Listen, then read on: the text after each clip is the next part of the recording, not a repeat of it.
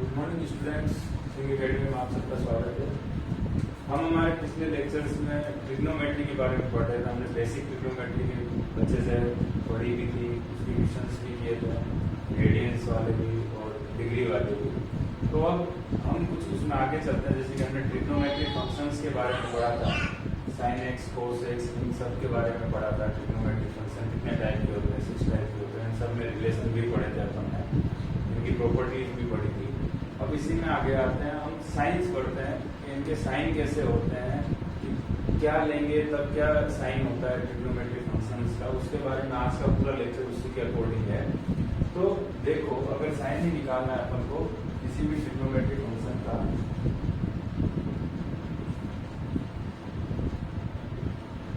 तो ये मैंने कार्टेशियन कोऑर्डिनेट ले लिया। जैसे कि अपन अपने 9th और 10th क्लास में पढ़ते थे, ये क्या कहलाता है, एक्स एक्सिस कहलाता था और ये वाई एक्सिस कहलाता था। ये क्या कहलाता है, कार्टेशियन कोऑर्डिनेट कहते हैं इसको। क्यों? क्योंकि यहाँ पर दो परपेंडिकुलर लाइन से एक दूसरे को काटती है और ये कितने पार्ट्स में डिवाइड हो जाता है, इक्वल 4 इक्वल पार्ट्स में डिवाइड हो जाता है। ठीक है, और इसको हम क्वाड्रेंट्स भी कहते हैं। क्या कहते हैं इसको? क्वाड्रेंट्स भी कहते हैं। ठीक है, क्वाड्रेंट्स भी यानी कि दो परपेंडिकुलर लाइन अगर एक दूसरे को क्रॉस करेगी या परपेंडिकुलर काटेगी तो हम उसको बोल सकते हैं इसमें क्वाड्रेंट्स यानी 4 इक्वल पार्ट में करती है। इसको फिर हम फर्स्ट, सेकंड, थर्ड और फोर्थ पार्ट नाम देते हैं। जैसे कि पार्ट फर्स्ट हो गया ये पार्ट सेकंड हो गया, ये पार्ट थर्ड हो गया, जैसे ही पार्ट फोर्थ। और बताने में तो मैं डायरेक्ट बता दूं, जैसे कि बुकों में लिखा हुआ है कि फर्स्ट क्वाड्रेंट में कौन से साइन पॉजिटिव होते हैं, ऐसे सेकंड, थर्ड और फोर्थ।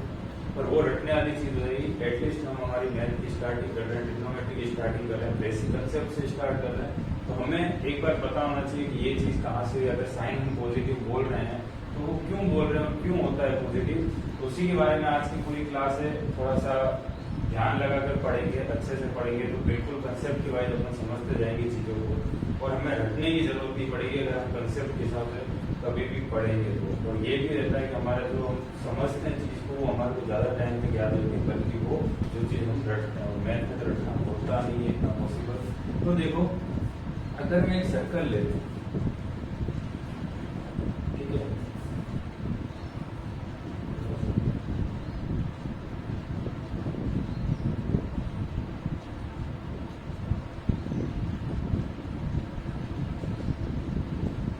अगर मैं एक सर्कल ले रहा हूँ तो मैं उसकी रेडियस जो है वो 1 यूनिट ले लेता हूँ।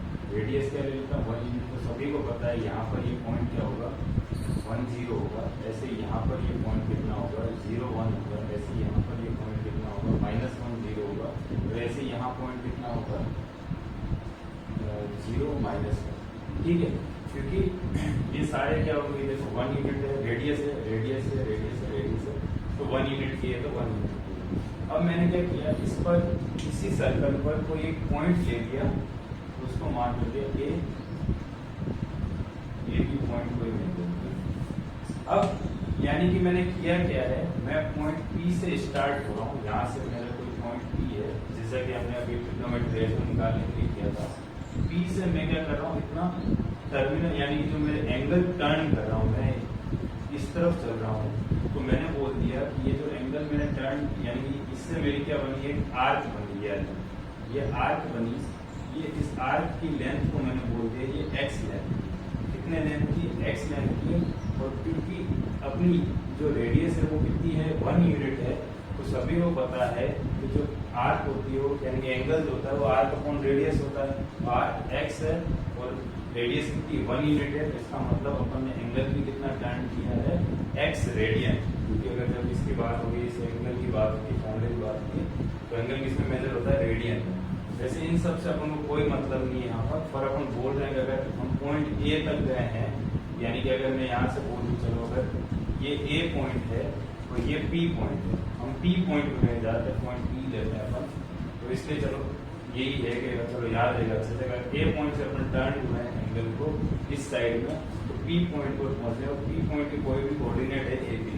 सिंपल सी बात है, अगर कोई भी कोऑर्डिनेट बीच में आएगा तो उसके दो कोऑर्डिनेट होंगे, ए और बी। तो अपन ने उसको मान लिया ए और बी कोऑर्डिनेट है, जो कि बिल्कुल सही है। तो सोचो कि तुम्हें यहाँ पर एक ट्राइंगल बन रहा है, ये वाला ट्राइंगल बन रहा है, इसको मैंने ओ नाम दे दिया। तो इस पॉइंट को मैंने कोई भी नाम दे दिया, बी नाम दे दिया। सोचो इसमें अगर मैं सारे ट्रिग्नोमेट्रिक फंक्शंस को निकालने की कोशिश करूं, उससे पहले मैं क्या करता हूं, देखो ये लेंथ कितनी होगी, क्योंकि ये पॉइंट ए है, एक्स कोऑर्डिनेट कितना ए है, तो ये लेंथ कितनी होगी हमारे पास में, ए लेंथ होगी, और ये लेंथ कितनी होगी हमारे पास में, कि वाई कोऑर्डिनेट है यानी कि बी, तो वाई कोऑर्डिनेट बी है और ये एक्स कोऑर्डिनेट है। यहाँ से हमने लेंथ निकाली। अब हम सारे ट्रिग्नोमेट्रिक फंक्शंस को निकाल लेते हैं, जैसे कि sine x, cos x, tan x, cot x, sec x, cosec x। ठीक है, अभी वही वापस पाकिस्तान भूखा कैसा होता है, हिंदुस्तान खड़ा होता है, यानी कि पीवीपी अपॉन एचएसपी।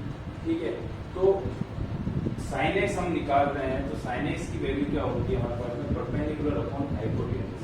एंगल के अपोजिट साइड क्या होती है, परपेंडिकुलर, और हाइपोटेन्यूज कितनी है बात, ये हमारे पास कितना हो गया, बी अपॉन 1। ऐसे ही cos x हमारे पास जाएगा base upon hypotenuse a upon 1, tan x sin x upon cos x यानी b upon a, cot x tan x का उल्टा तो a upon b, sec x cos x का उल्टा 1 upon a, cosec x sin x का उल्टा तो 1 upon. यहाँ से ये वैल्यू हमारे पास में आती है ट्रिग्नोमेट्रिक फंक्शन से।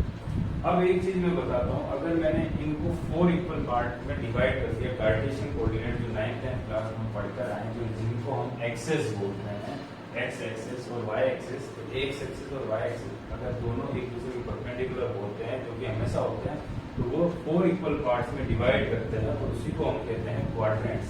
क्वाड यानी कि 4 पार्ट, तो इसी से क्वाड्रेंट्स पड़ा इसका नाम। तो फर्स्ट, सेकंड, थर्ड और फोर्थ क्वाड्रेंट्स होते हैं। तो यहाँ देखो हमने हमेशा पढ़ा है कि जो फर्स्ट पार्ट में होता है ना, वो ए भी पॉजिटिव होता है, बी भी पॉजिटिव होता है, यानी कि एक्स भी पॉजिटिव होता है, वाई की वैल्यू पॉजिटिव होती है। ये हमने छोटी क्लासों में पढ़ी है इस चीज को, कि हमने यहाँ पर देखा है कि ये एक्स भी यहाँ पर पॉजिटिव, क्योंकि ये positive direction of x axis है, ये नेगेटिव, ये भी पॉजिटिव डायरेक्शन एक्स एक्सिस है, ये नेगेटिव डायरेक्शन है, और ये पॉजिटिव डायरेक्शन है। तो यहाँ पर अगर एक्स और वाई आते हैं तो दोनों पॉजिटिव, यहाँ एक्स नेगेटिव, यहाँ x कैसा होता है नेगेटिव, और y कैसा होता है पॉजिटिव। ठीक है, यहाँ पर क्या होता है x भी पॉजिटिव होता है और y भी पॉजिटिव होता है, ये हमें अच्छे से पता है।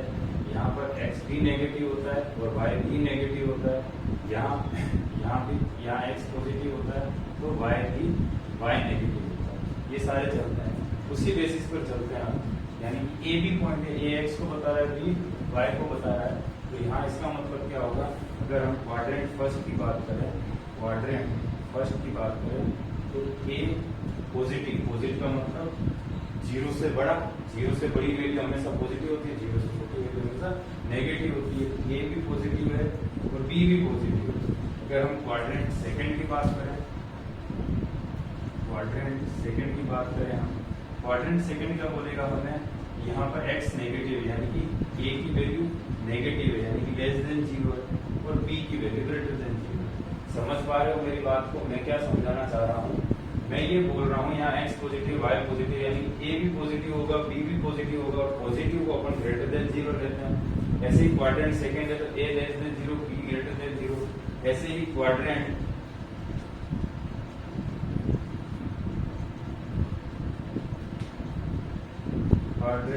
थर्ड होगा, तो इसमें देखो x भी नेगेटिव है और y भी नेगेटिव, यानी a भी लेस देन 0, b भी लेस देन 0। ऐसे ही क्वाड्रेंट फोर्थ होगा, तो क्वाड्रेंट फोर्थ क्या होगा कि a तो जो होगा वो पॉजिटिव होगा और b जो होगा वो नेगेटिव होगा। ठीक है, ये हो गए। अब एक क्वाड्रेंट के हिसाब से अपन देख लेते हैं कि क्वाड्रेंट फर्स्ट में क्या होगा, क्वाड्रेंट सेकंड में क्या होगा, क्वाड्रेंट थर्ड में क्या होगा, क्वाड्रेंट फोर्थ में क्या होगा। अगर मैं इनको ऐसे बोल दूं, यहाँ पर क्वाड्रेंट फर्स्ट,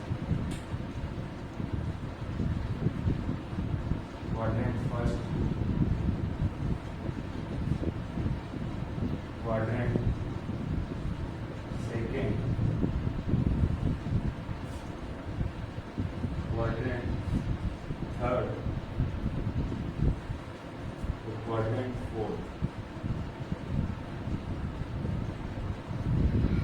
तो यहाँ पर मैंने ये चीजों को देखा क्वाड्रेंट फर्स्ट यानी कि ए 0 से बड़ा है, बी भी 0 से बड़ा है, इसका मतलब जो मेरा साइन एक्स है वो इसकी वैल्यू कितनी होती है, बी होती है।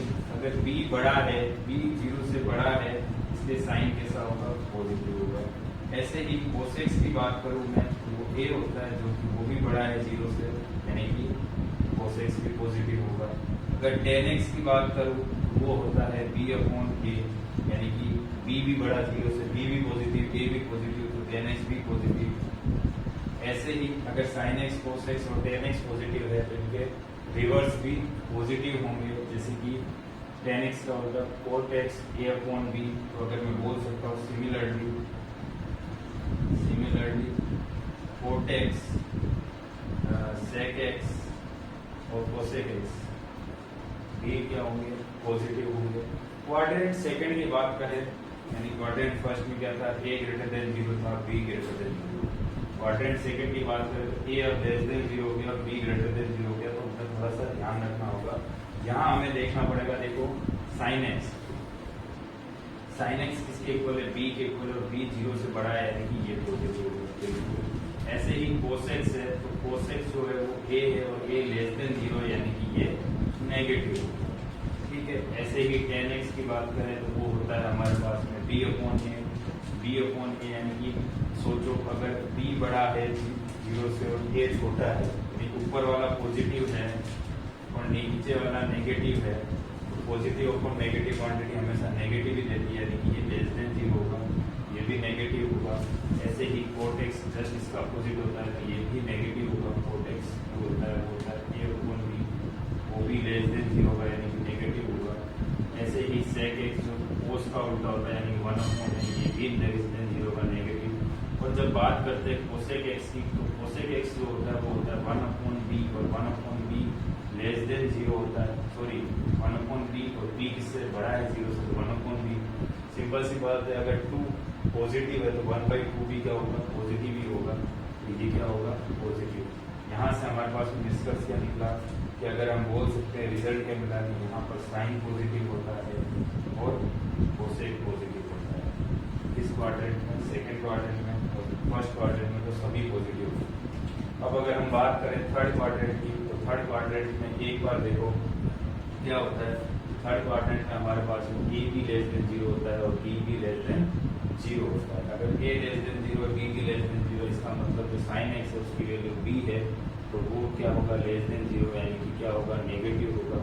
ऐसे ही कोस एक्स जिसकी वैल्यू ए है वो भी क्या होगा, लेस देन 0 होगा, यानी कि नेगेटिव। टेन एक्स जो कि है बी अपॉन ए, अब यहाँ बात इंटरेस्टिंग आ जाती है, बी भी लेस देन 0 यानी कि नेगेटिव, ए भी लेस देन यानी कि negative, negative upon negative positive, यानी कि बी अपॉन ए पॉजिटिव होता है। अगर टेन एक्स पॉजिटिव है तो कोट एक्स, सिंपल सी बात है, इसका अपोजिट भी क्या होगा, पॉजिटिव होगा। और अगर बात करें सेक एक्स की और कोसेक एक्स की, क्योंकि कोस और सेक, कोस और साइन दोनों नेगेटिव, तो 1 अपॉन बी और 1 अपॉन ए भी क्या होंगे, नेगेटिव होंगे, ठीक है। यानी कि यहाँ से हमें पता चल गया क्वाड्रेंट थर्ड में टेन एक्स और कोट एक्स पॉजिटिव होगा।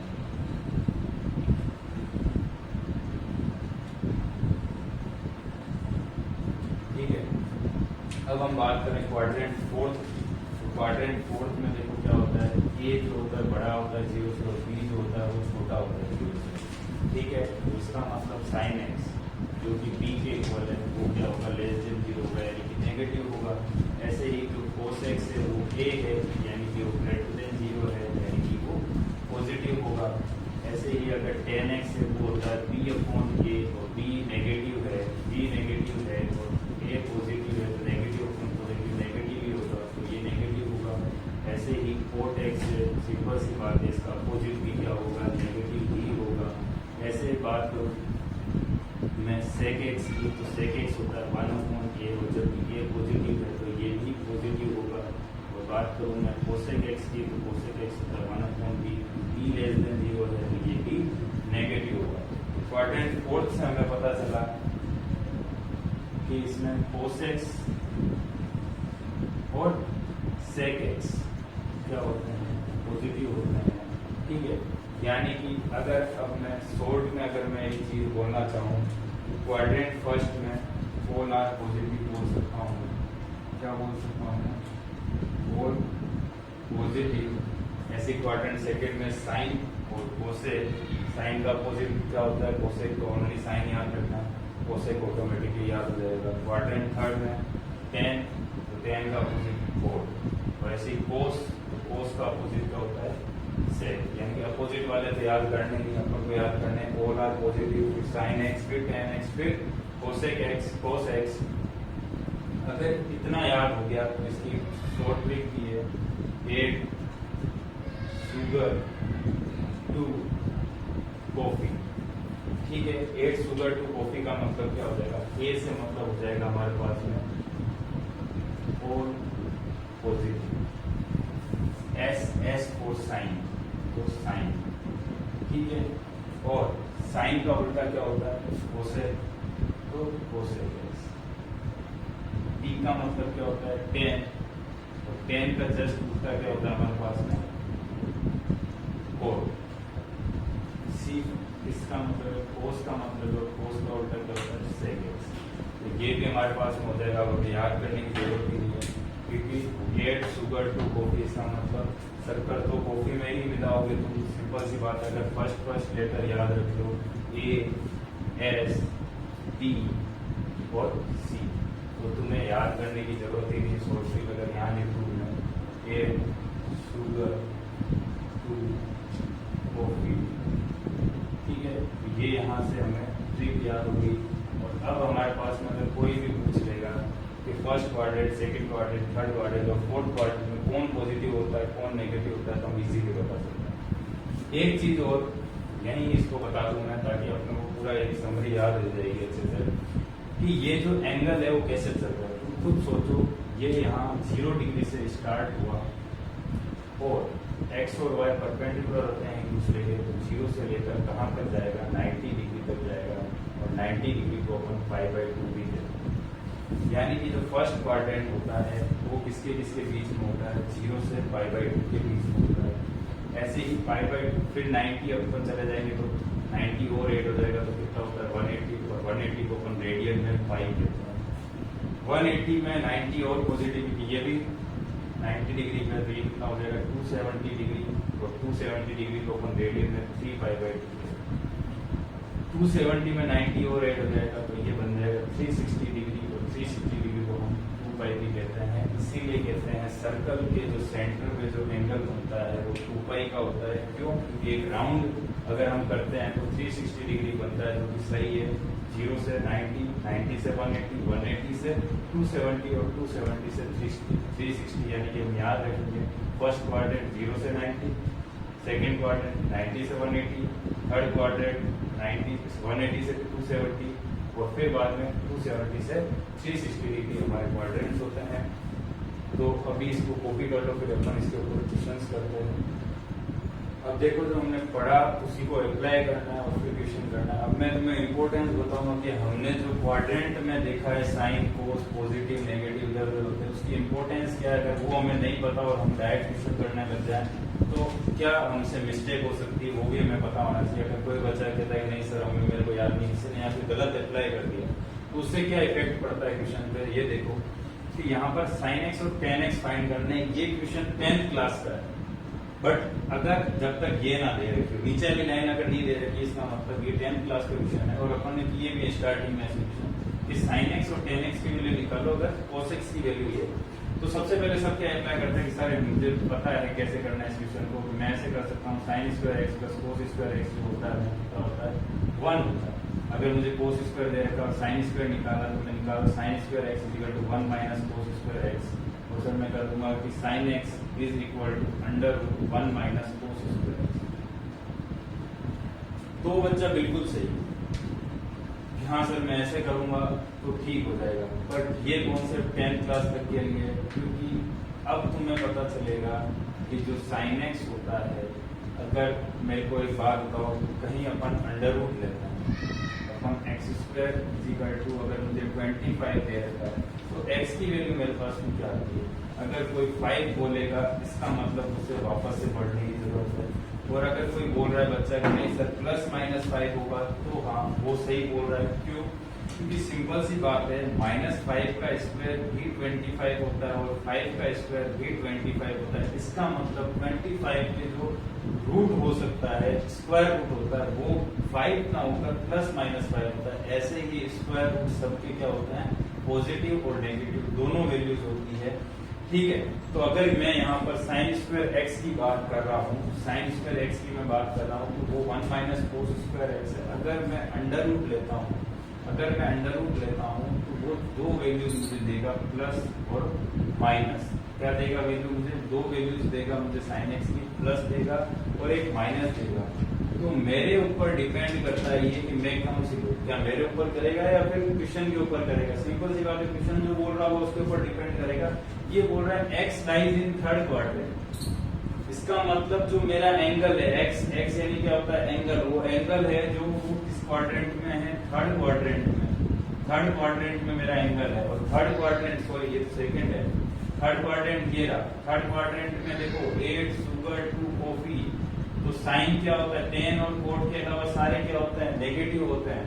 तो साइन क्या होता है, नेगेटिव होता है। तो मुझे साइन की वैल्यू कौन सी चाहिए होगी, साइन की वैल्यू मुझे नेगेटिव चाहिए, यानी माइनस का √1 - कोस स्क्वायर एक्स वैल्यू चाहिए मुझे प्लस वैल्यू नहीं चाहिए, क्योंकि इसने क्वाड्रेंट मुझे साफ साफ बोल दिया है। तो बस अब मैं वैल्यू पुट करूंगा कि -1 - कोस स्क्वायर एक्स यानी कि -12/13 का होल स्क्वायर, जो कि मेरे पास में होता है 1 - 144/169। 169 में से 144 माइनस हो जाएगा मेरे पास में, तो वो बचेगा शायद 25 का रूट 5 होता है और 169 का 13 होता है। कुछ बच्चे बोलेंगे सर रूट हटेगा तो प्लस माइनस आएगा, वो अपन ऑलरेडी कर चुके थे। वो ऑलरेडी, इसी का मतलब यही था कि ये अपन ऑलरेडी प्लस माइनस लगा चुके हैं। तो साइन एक्स की वैल्यू यहाँ से मुझे क्या मिलती है, -5/13 मिलती है। ठीक है,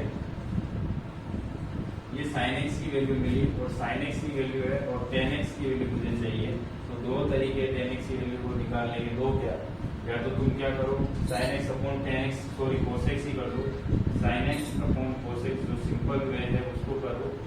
ठीक है, sine x upon cos x, दो वे क्यों बोला, 1/1 यानी 1 + tan square = sec square x होता है, tan square x = sec square x -1, और sec स्क्वायर एक्स कैसे आएगा, cos एक्स का अपोजिट sec एक्स, और वैल्यू निकल जाएगी। बट अपने पास sin एक्स और cos एक्स है, तो -5/13 अपॉन cos एक्स की वैल्यू क्या है, -12/13, माइनस से माइनस कैंसिल, 13 से 13 कैंसिल, 5/12। अब एक बात देखी तुमने, अपना आंसर बिल्कुल करेक्ट है अगर तुम थोड़ा सा सोच लो तो, सोचना सीख जाओ, मैच कर रहे हो तो। यहाँ थर्ड क्वाड्रेंट है यानी कि 10 की वैल्यू पॉजिटिव आनी चाहिए, जो कि पॉजिटिव है। अब देखो जिन बच्चों ने अगर ऐसे नहीं लगाएंगे वो, तो देखो वो पॉजिटिव वैल्यू लेके चलेंगे और आंसर, अगर साइन पॉजिटिव होगा तो 10 नेगेटिव आएगा और पूरा क्वेश्चन रॉन्ग हो जाएगा। तो इन चीजों का ध्यान रखना है। अब देखो इसी क्वेश्चन को थोड़ा सा और अच्छा करके दे दिया इन्होंने कि वैल्यू ऑफ cos x और tan x फाइंड करो। सिंपल सी बात है, वापस से क्या होगा, sin x, इस बार क्या है cos x निकालना है, और sin x की अपन को दे रखा है, तो सही क्या जाएगा, √1 - sin स्क्वायर x। सिंपल सी बात है, फिर प्लस माइनस होगा रूट की वजह से। अब कौन सी वैल्यू सेलेक्ट करेंगे ये अपन देखते हैं। x कहाँ से है, पाई से 3π/2 के बीच में। अभी इसी में मैंने बताया कि जो फर्स्ट क्वाड्रेंट होता है वो 0 से π/2 में होता है, ये 5 में होता है, ऐसे ही ये 3π/2 में होता है, और ये 2π होता है। ठीक है, तो 0 से π/2, π/2 से पाई से 3π/2 और 3π/2 से 2π। तो ये फर्स्ट क्वाड्रेंट, ये सेकंड क्वाड्रेंट, ये थर्ड क्वाड्रेंट, ये फोर्थ क्वाड्रेंट। तो पाई से 3π/2 कौन सा क्वाड्रेंट हुआ, थर्ड क्वाड्रेंट हुआ, यानी कि अपन को पता चला कि कौन सा क्वाड्रेंट है, थर्ड क्वाड्रेंट है। देन हम देंगे, और थर्ड क्वाड्रेंट में हमें पता है कोस क्या होता है, नेगेटिव होता है। तो इसलिए हम कोस की वैल्यू कौन सी सेलेक्ट करेंगे, नेगेटिव वाली, √1 - sin स्क्वायर एक्स। ठीक है, तो यहाँ से मुझे पता चला cos x = -√1 - sin square x, sin square -3/5 का होल स्क्वायर, ये हो जाएगा 1 - 3 का स्क्वायर 9/5 का 25, 25 - 9 16, 16 का 4/5। cos x की वैल्यू मेरे पास में आ गई 4/5। 5 आ गई। ठीक है, अब ये मत सोचना सर cos x की वैल्यू तो पॉजिटिव आ रही है, अरे पॉजिटिव आ रही है, सॉरी पॉजिटिव क्या नेगेटिव तो है ही ना आगे, ये कितनी होगी नेगेटिव होगी। अब देखो अपन को tan x निकालना है, tan x क्या होता है sin x upon cos x, sin x upon cos x होता है। sin x की वैल्यू कितनी है हमारे पास में -3/5, ऐसे ही ये यहाँ पर है -4/5, -5 से 5 3/4 जो कि पॉजिटिव है और आनी भी चाहिए थी क्योंकि थर्ड क्वाड्रेंट है और थर्ड क्वाड्रेंट में 10 पॉजिटिव होता है। तो ये हमारे पास में हो गया क्वेश्चन जो इस टाइप के बनते हैं। एक और दो क्वेश्चन और करते हैं अपन इसी टाइप पर, तब तक तुम ये कॉपी कर लो। फिर देखो cos x अपने पास में ऐसा क्वेश्चन दे गए थे क्योंकि हमारा जो एक्सरसाइज है 3.2 के एक्सरसाइज में क्वेश्चन 1 to 5 क्वेश्चन इसी कंसेप्ट हो जाएंगे और 6 to 10 मेरे अगले लेक्चर में जो पढ़ाऊंगा उसके ऊपर बेसिस हो जाएंगे क्वेश्चन सॉल्व। तो अभी मैं एक हटके क्वेश्चन ले रहा हूँ जो एनसीईआरटी में नहीं है। अगर ऐसा क्वेश्चन आ जाता है अपने पास में तो कैसे सोल्व करना है, वैसे तो कंसेप्ट पिछले वाला ही लग रहा है पर थोड़ा सा क्वेश्चन अच्छा है तो देख लेते हैं। अगर cos x की वैल्यू ये है तो find the value of this and this. ठीक है, सिंपल सी बात है। कौन सा क्वाड्रेंट दिखा मेरे को, थर्ड क्वाड्रेंट दिखा। थर्ड क्वाड्रेंट यानी कि 10 और 4 पॉजिटिव और सारे नेगेटिव। cos है 10 के लिए मुझे साइन चाहिए और cos के लिए भी मुझे साइन चाहिए, तो साइन मुझे निकालना पड़ेगा। तो sin x की वैल्यू हो जाएगी positive negative √1 minus cos square x। कौन सी वैल्यू सेलेक्ट करूंगा, थर्ड क्वाड्रेंट है इसलिए नेगेटिव लूंगा। √1 माइनस cos की वैल्यू -1/2 का होल स्क्वायर -1 माइनस 1/4 4 माइनस 3 तो -√3/sin x की वैल्यू। ऐसे ही अगर tan x की वैल्यू निकालो तो sin x upon cos x और sin x की वैल्यू क्या हो जाएगी हमारे पास में दे रखी है ये √3/2 सॉरी -√3/2 और cos x की वैल्यू कितनी -1/2 माइनस से माइनस 2 से 2 तो ये आ गया हमारे पास में √3 और sin x का जस्ट अपोजिट क्या होता है cos x होता है 1/sin x की क्यों निकाल रहा हूँ क्योंकि मुझे ये चाहिए -2/√3। ठीक है, अब मुझे वैल्यू निकालनी है 4 tan square x minus 3 cos square x की। ठीक है, तो 4 tan स्क्वायर x में tan x √3 का whole square minus 3 cos square minus 2/√3 का होल स्क्वायर। ठीक है, तो 4 इंटू √3 का स्क्वायर 3 माइनस 3 2 का स्क्वायर 4 √3 का स्क्वायर 3 से 3 कैंसिल हो गया 4 3 12 माइनस 4 जो कि हो गया 8 अपने पास क्या आ गया आंसर आ गया। तो देखो आज के लेक्चर में हमने यही पढ़ा, क्वाड्रेंट्स के बारे में पढ़ा। तो 3.2 अगर मैं कह रहा हूँ क्वेश्चन करने के लिए 3.2 एक्सरसाइज एनसीईआरटी की 1 to 5 क्वेश्चन तुम ट्राई करना और फिर 6 to 10 के लिए अपन अगला कॉन्सेप्ट अगली क्लास में अगले लेक्चर में पढ़ेंगे। ठीक है, तो ध्यान से पढ़ना। अगर कोई भी तुम्हें डाउट आता है तो मुझे मैसेज कर देना या फिर कमेंट बॉक्स में कमेंट कर देना।